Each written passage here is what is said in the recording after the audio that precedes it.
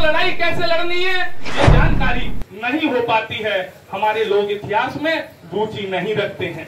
साथियों, अभी अभी 1 अगस्त को एससी की वर्गीकरण का एक आदेश पारित किया है। क्या आप लोग समझते हैं उस चीज को?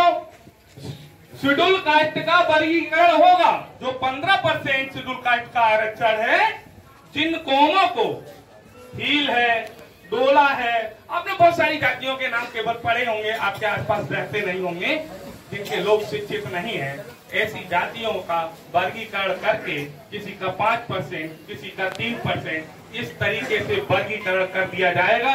उत्तर प्रदेश के अंदर जाटव जाति ने आरक्षण का सबसे ज्यादा लाभ लिया है, इसलिए उनकी परसेंटेज कम हो जाएगी। ये सुप्रीम कोर्ट ने कर दिया है। वो जो आदेश है, हमारे तमाम समाज के बुद्धिजीवी लोग उस आदेश का स्वागत कर रहे हैं और जगदीश माहौल भी उस आदेश का स्वागत करता है। लेकिन साथियों, वो आदेश जो आपके हक में किया गया है, वो जिन लोगों के द्वारा किया गया है, उनकी मानसिकता अच्छी नहीं है। साथियों, उनकी मानसिकता इसलिए अच्छी नहीं है कि मैं 3री-4थी क्लास में पढ़ता था, तब मैंने उसमें एक कहानी पढ़ी थी कि बंदर के पास 2 बिल्लियां अपनी रोटी का फैसला कराने आती हैं। बंदर तराजू ले लेता है और रोटियों को तोलता है। जो पल्ला नीचे जाता है उसमें से तोड़ के खा लेता है, इधर का पल्ला नीचे जाता है, तोड़ के खा लेता है। और थोड़ी देर में वो जो 2 बिल्लियां थी जो रोटी के लिए लड़ रही थी, वो सारा खाना बंदर के पेट में चला जाता है। तो ये जो जाटव समाज के लोग आज बौखलाए हुए हैं, उनका कहना है कि ये वर्गीकरण अनुसूचित जाति में फूट डालने का कानून है। ये सच है, लेकिन साथियों, उस सच्चाई के बाद जिन लोगों ने यह आदेश पारित किया है, उनकी भी मानसिकता दूषित है। क्योंकि हमारे लोग पूरे उत्तर प्रदेश के अंदर अभी इतने कमजोर हैं कि अपने बल पर कोई बड़ा आंदोलन खड़ा नहीं कर पाए हैं।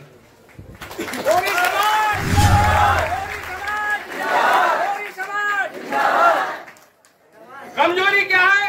आज आप अगर आंदोलन कर रहे हैं, तमाम साथियों को तो यह मालूम ही नहीं होगा कि हम जो आवाज बुलंद कर रहे हैं, जाति का प्रमाण पत्र मांग रहे हैं, वो मांग किससे रहे हैं? आप सरकार से मांग रहे हैं। और इस सरकार को बनाने वाला उत्तर प्रदेश में अनुसूचित जाति के अंदर सबसे बड़े पैमाने पर कोई वोट करता है, कोई समाज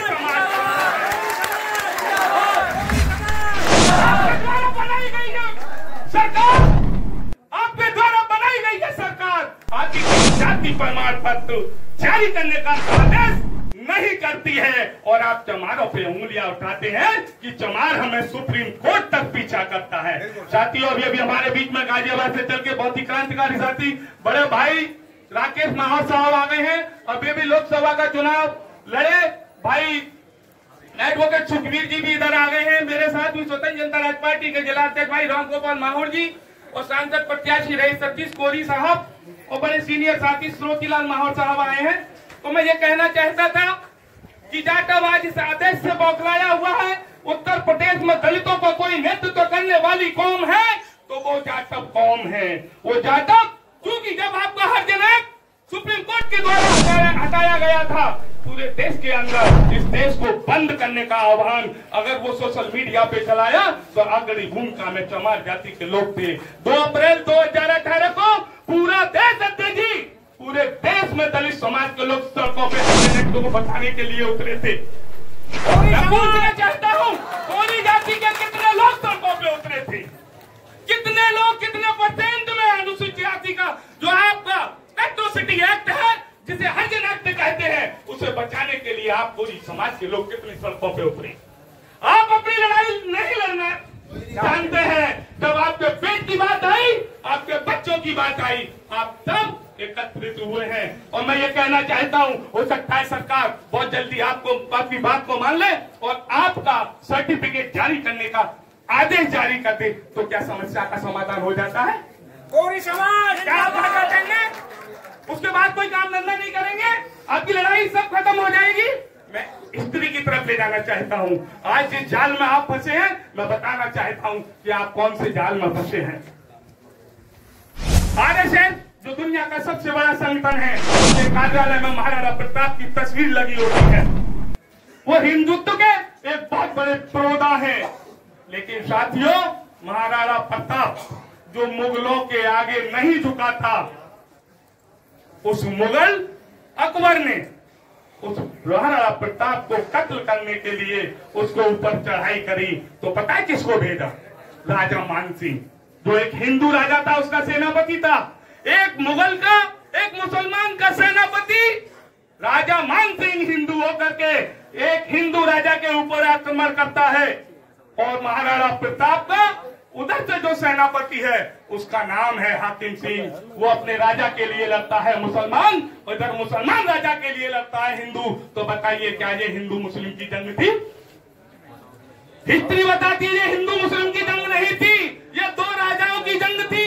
ये जो दो राजाओं का युद्ध था। और युद्ध से क्या मिलता है राजाओं को? युद्ध से राजाओं को मिलता है सत्ता और संपत्ति। जिस देश पे हमने राज कर लिया उसकी संपत्ति हमारी है, सारा टैक्स हमारे पास आएगा और सत्ता भी हमारी है, सल्तनत बढ़ जाएगी। किस चीज के लिए युद्ध होते थे? सत्ता और संपत्ति। हिंदू मुस्लिम के लिए नहीं होता था। आज जो आरएसएस ने भारतीय जनता पार्टी में इस देश में हिंदू मुसलमान के लिए आपको जो बरगलाया है, आज भी वही लड़ाई है। आपको समझने की जरूरत है, सत्ता और संपत्ति के लिए लड़ा जा रहा है। हिंदू मुस्लिम का इस देश में आज भी कोई झगड़ा नहीं है। आप लोगों को बरगला लिया, हिंदू मुस्लिम के नाम पे आपका वोट लिया गया और सत्ता उनके हाथ में है और संपत्ति दिनों दिन उनकी बढ़ती जा रही है और हमारे लोगों की घटती जा रही है। जगदीश भैया, जगदीश भैया, जगदीश भैया, गौरी समाज, गौरी समाज।